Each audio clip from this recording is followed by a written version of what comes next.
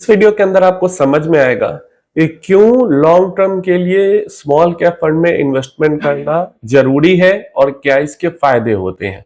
अभी क्योंकि मार्केट गिरी हुई है, जब मार्केट चढ़ी हुई रहती है तो हम इसके बारे में बात करते हैं। तो मार्केट गिरी हुई है तो इसके बारे में बात करना जरूरी है ताकि आपको फायदे समझ में आ सके लॉन्ग टर्म इन्वेस्टिंग की and small cap mutual fund में इन्वेस्ट करने का, स्मॉल कैप इन्वेस्टिंग का फायदा समझ में आए। अब देखिए, इसमें हम बेस्ट फंड और वर्स्ट फंड दोनों की बात करेंगे और एवरेज रिटर्न की भी बात करेंगे। तो अगर पहले बेस्ट से ही स्टार्ट करते हैं तो बेस्ट फंड हमारे पास हो जाता है निप्पॉन का स्मॉल कैप फंड पिछले 10 सालों में।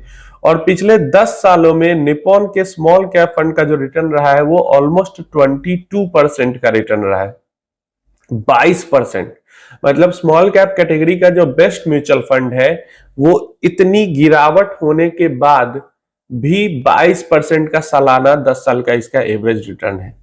और जब से ये फंड बना है, मतलब डायरेक्ट फंड 2013 से बना है, तब से तो 25% का रिटर्न है। चलो 22% ही मानते हैं।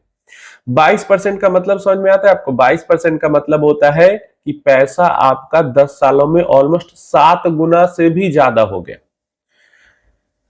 गिरा हुआ है मार्केट, गिरे हुए मार्केट में पैसा 7 गुना से ज्यादा हो गया हुआ है। अगर मार्केट जो जब टॉप पे मार्केट था तो ये पैसा 10 गुना से भी ज्यादा था। जब दूसरे फंड से आप इसकी तुलना करेंगे तो आपको समझ में आएगा। ऐसे तो आपको लगेगा कि जब चढ़ा हुआ था तो 10 गुना था, गिर के 7 गुना पे आ गया।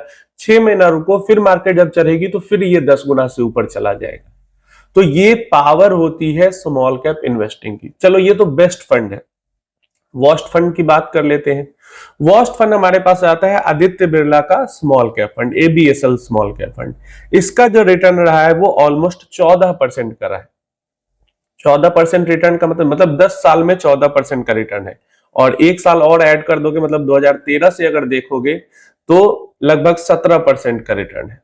चलो 14% का ही रिटर्न मानते हैं। इतनी गिरावट हुई है तब 14% का है। जब टॉप पे था तो 16-17% का था 10 सालों में भी।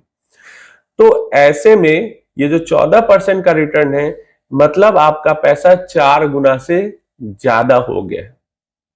मिनिमम भी तो स्मॉल कैप में जो पैसा आपका हुआ है वो 4 गुना से ज्यादा हुआ है। जो वर्स्ट, सबसे मतलब आपने एक ही फंड के अंदर इन्वेस्ट किया और वो सबसे बेकार फंड निकल गया, फिर भी आपका पैसा 4 गुना से ज्यादा हुआ है। क्लियर है? और मान लो आंख बंद करके 4-5 फंड्स में इन्वेस्ट किया था, 4-5 स्मॉल कैप में, वेल्थ क्रिएशन बस गोल था, तो कितना रिटर्न बना है? तो एवरेज रिटर्न जो कैटेगरी का है वो है 10 सालों का 16.5% का, 16.5-17% का ऑलमोस्ट। मान लो कोई टॉप परफॉर्मिंग हो गया, कोई वर्स्ट परफॉर्मिंग हो गया, एक दो एवरेज बीच में का रिटर्न दे रहे हैं तो एवरेज रिटर्न बनेगा। तो 16 से 17% का एवरेज रिटर्न है, जो कि होता है पैसा का 5 गुना करना। 5 गुना से ज्यादा पैसा हो जाता है 17% रिटर्न में 10 साल। अब सोचो आप, एफडी में 10-11 साल में पैसा 2 गुना होता है, और यहां पे पैसा आपका जो सबसे बुरा इस कैटेगरी का परफॉर्मिंग फंड है उसने भी 10 सालों में, जबकि मार्केट इतनी गिर गई है, तब 10 सालों में 4 गुना से ज्यादा किया है। मार्केट अगर अच्छी रहती या टॉप पे रहती तो 6-7 गुना तो सबसे जो बेकार फंड है उसने भी कर दिया होता अब तक। तो यही होती है power of small cap investing. Average return भी 17% से ऊपर है। और ऐसा नहीं पिछले 10 सालों में खराब समय आया नहीं है, अभी भी खराब समय चल रहा है। 2 साल पहले खराब समय था, उससे भी 2 साल पहले खराब समय था, एंड उससे भी, मतलब हर 2 साल पे बुरा समय तो आता ही आता है।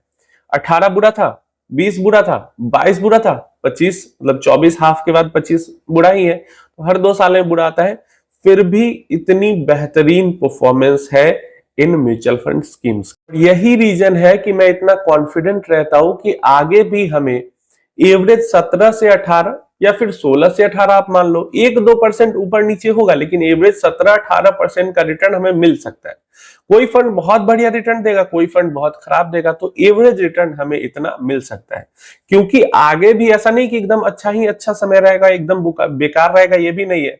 हर 2-3 साल पे खराब समय आता रहेगा, जो हमने पास्ट में भी देखा है वही फ्यूचर में भी होगा। और ऐसा नहीं कि इंडिया एकदम डेवलप्ड इकोनॉमी हो गई है, अब तो ग्रोथ के चांसेस ही नहीं, इसलिए रिटर्न खराब हो जाएंगे।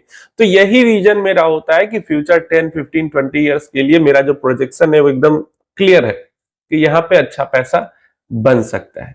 आप अपनी राय इसके बारे में नीचे कमेंट बॉक्स में जरूर बताना। नेक्स्ट वीडियो में हम मिड कैप फंड की भी, लार्ज कैप फंड की भी, फ्लेक्सी कैप, इन सब के बारे में भी बात करेंगे। अभी कुछ क्वेश्चंस पूछे हैं, इन क्वेश्चंस का तो मुझे लगता है मैंने 5 बार जवाब दे दिया हुआ है, लेकिन इकट्ठा इन्होंने पूछा और ये क्वेश्चंस ऐसे हैं कि कंफ्यूज रहते हैं इन्वेस्टर, और डिपेंड करता है, उनको लगता है कि म्यूचुअल फंड फ्रॉड कर रहा है उनके साथ, इसलिए इनका जवाब देना हमेशा ही जरूरी हो जाता है। तो क्वेश्चन जोगिंदर जी ने पूछा है, अगर म्यूचुअल फंड का फंड मैनेजर हमारे एसआईपी म्यूचुअल फंड का पैसा स्टॉक में इन्वेस्ट करता है, तो पहला क्वेश्चन, जो स्टॉक का बोनस मिलता है वो किसको मिलता है?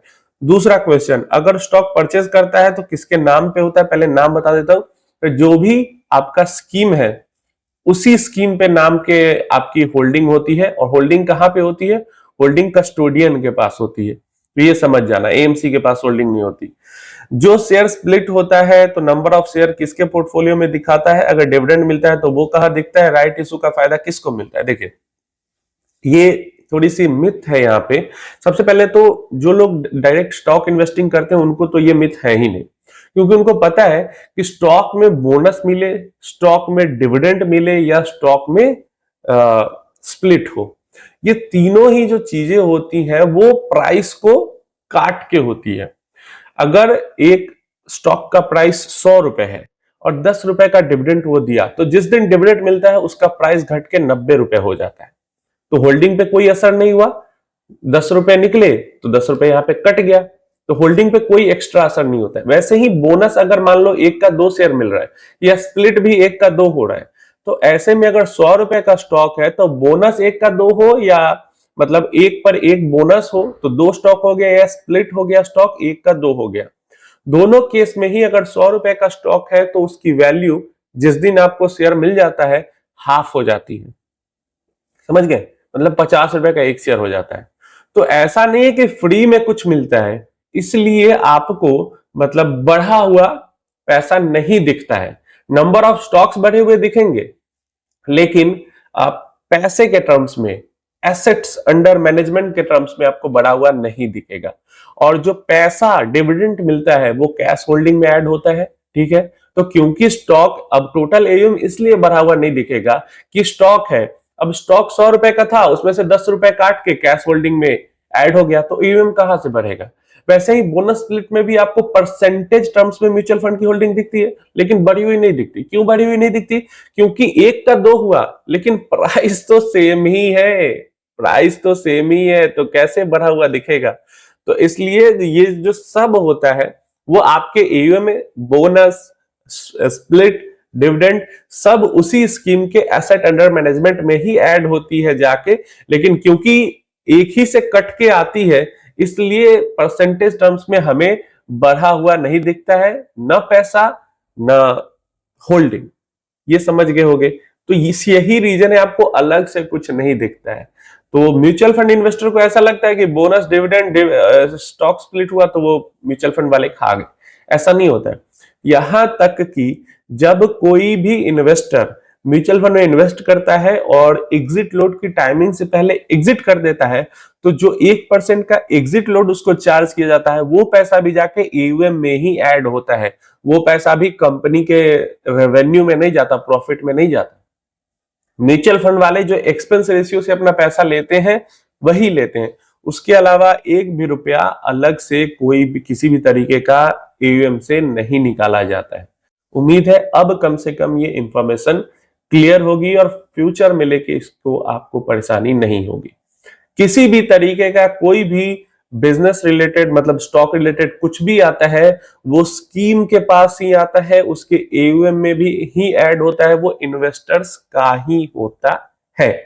कंपनी के पास उसके रेवेन्यू प्रॉफिट में म्यूचुअल फंड कंपनी के पास कुछ नहीं जाता है। क्लियरिंग कॉर्पोरेशन के पास पैसा जाता है, एसेट मैनेजमेंट कंपनी बस ऑर्डर देती है या मतलब ऑर्डर प्लेस करती है, जो ऑर्डर को फंक्शन करने का काम है वो ब्रोकर का है, होल्डिंग का काम कस्टोडियन का है, डेटा रखने का सारा काम आरटीएस का है, समझ गए? तो यहाँ पे सारा काम बटा हुआ है, ना पैसा इधर से उधर होता है, ना होल्डिंग इधर से उधर होती है। तो उम्मीद है अब कम से कम ये इंफॉर्मेशन क्लियर होगी। कोई और क्वेश्चन क्वेरी है तो वो नीचे कमेंट बॉक्स में पूछ लेना।